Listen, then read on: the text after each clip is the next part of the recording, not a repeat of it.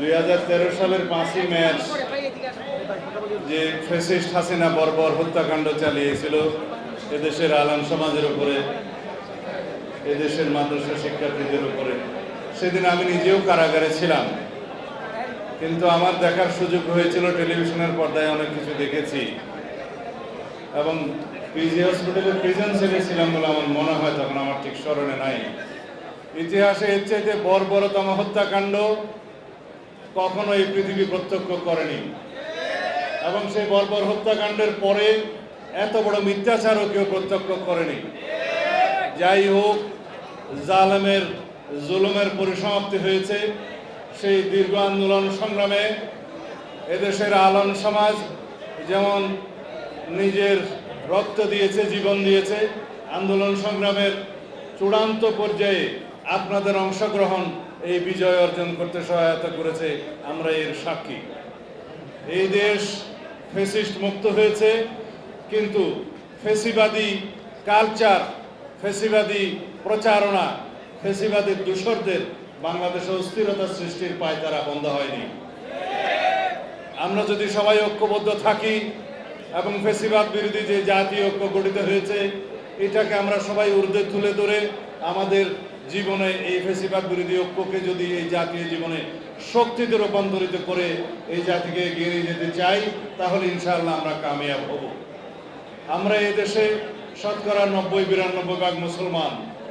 এই দেশের মুসলমানরাই সবচেয়ে নির্যাতিত ছিল ফ্যাসিস্ট হাসিনার সময়ে।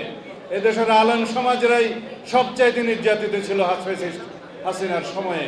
সুতরাং আমাদেরকে লক্ষ্য রাখতে হবে, ইসলামের শিক্ষা অনুযায়ী বাংলাদেশে আমরা সবাই হিন্দু, বৌদ্ধ, খ্রিস্টান, মুসলমান সবার মধ্যে একটা একতা, সবাই যেন আমরা সিটিজেন হিসেবে এই দেশে বসবাস করতে পারি। আমাদের মধ্যে যেন সাম্প্রদায়িক সম্প্রীতির কোনো সময়ের কোনো বিঘ্ন না ঘটে, কোনো শক্তি যেন আমাদের মধ্যে সাম্প্রদায়িক বীজ বপন না করে দিতে পারে।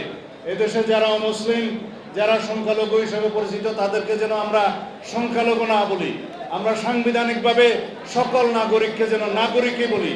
সবাই যেন সাংবিধানিকভাবে সিটিজেন হিসেবে এই দেশে বসবাস করতে পারি, সেই রকম একটি আবহ পরিবেশ আমাদেরকে নিশ্চিত করতে হবে। আপনাদের নেতৃত্বে সেটা নিশ্চিত করতে হবে।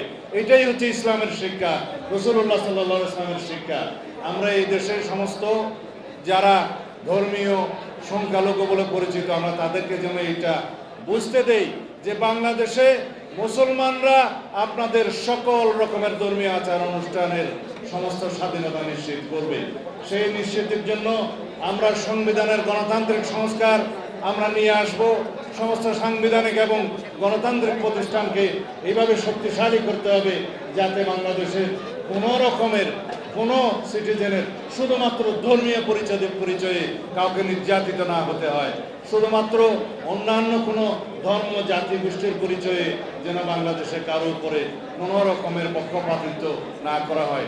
সবাই আমরা সমান আইনের দৃষ্টিতে, এবং আমাদেরকে এটাই নিশ্চিত করতে হবে আগামী দিনের বাংলাদেশে যে শহীদরা জুলাই গণ অভ্যুত্থানে শহীদ হয়েছেন, যারা জীবন দিয়েছেন, যে সমস্ত বন্ধুরা পঙ্গুত্ব বরণ করেছেন, দুই চোখের অন্ধত্ব বরণ করেছেন, তাদেরকে, তাদের যে প্রত্যাশা, তাদের যে আকাঙ্ক্ষা, সেই আকাঙ্ক্ষাকে আমরা অবশ্যই মর্যাদা দিতে হবে আগামী দিনের বাংলাদেশে।